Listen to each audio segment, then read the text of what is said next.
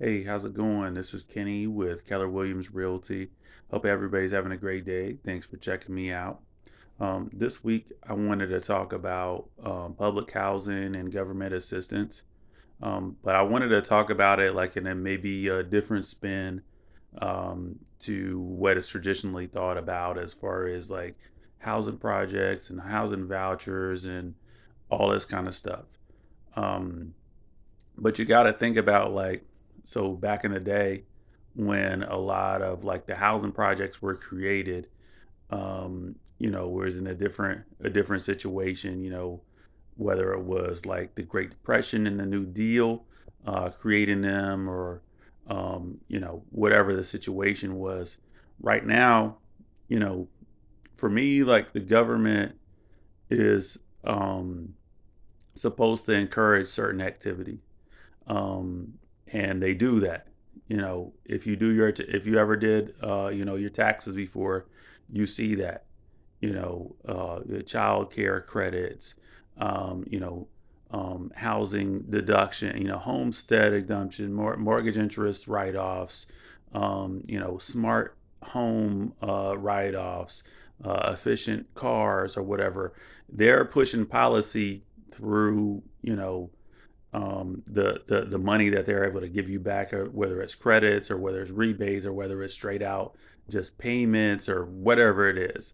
Um, One thing that I've noticed in the housing market right now. So with demand dried up, and the when the interest rates dried up, that hurt new home construction a lot. But the real problem is that we have a lack of inventory. We there's a lot of people that want houses, and there's a big line of them. Whether you see them or not, it's pent up demand.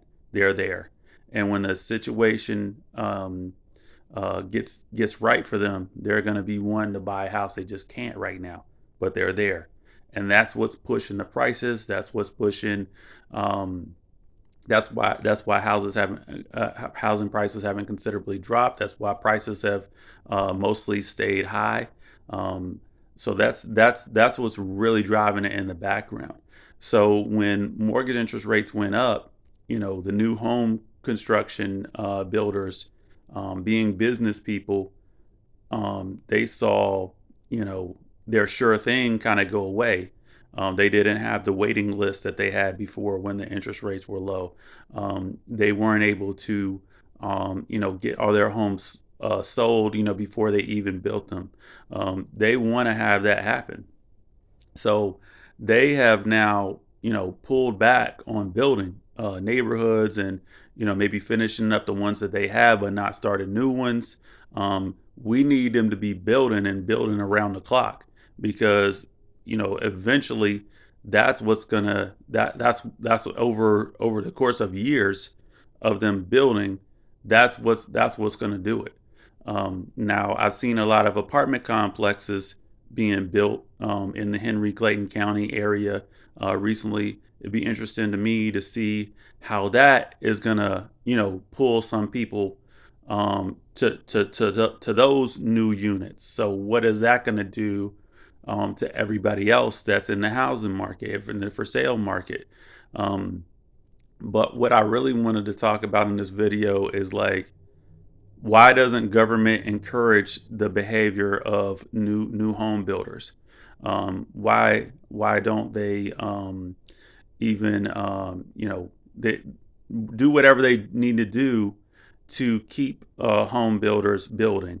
Whether they give them a subsidy, whether they agree to buy it if it doesn't sell at a certain time, for if it doesn't sell by a certain length of time, whatever they need to do, and kind of backdoor it, like not maybe a traditional housing assistance, maybe not a traditional housing project like you would think of, but they're encouraging the act of building these new homes to go right at the root of the housing issue right now.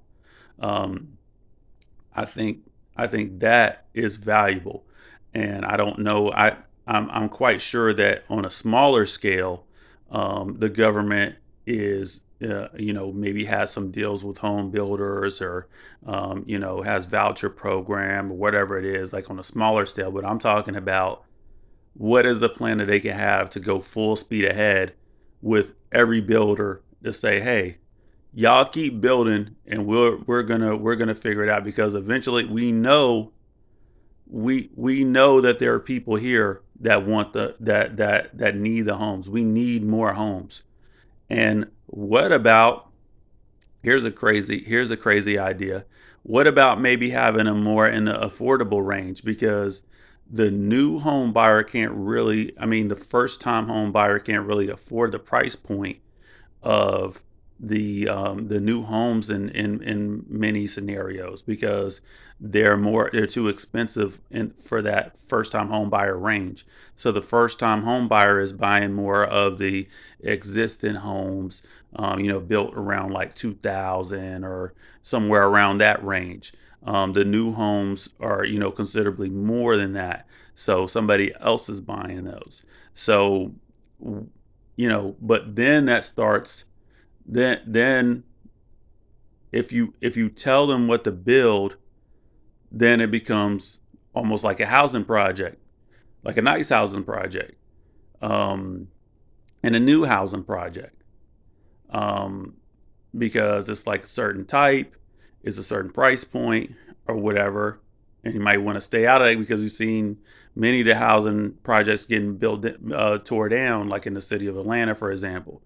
But counterpoint to that, like I live in the city of McDonough, and we have quite a bit of public housing, and there's really no problem with it. So I don't know what the difference is between, and many of the suburbs around the city have, if you go through any city, you go through Jonesboro, you go through wherever, you'll see, communities, public housing communities, housing authority of Clayton County or Jonesboro, or McDonough, or wherever you go, like you'll see like a community or whatever. And I'm sure there's more unofficial communities and stuff like that, but you don't see any problem with them. You don't see any problem. So I don't know what caused the Atlanta ones, and I guess some other cities. I heard about Chicago tearing down some of their stuff too. But like, what's the difference? Because I never heard anything bad about like the McDonough ones, for example.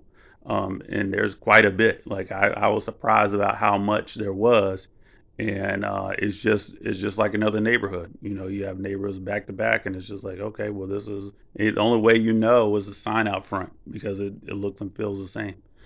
Um, but going back.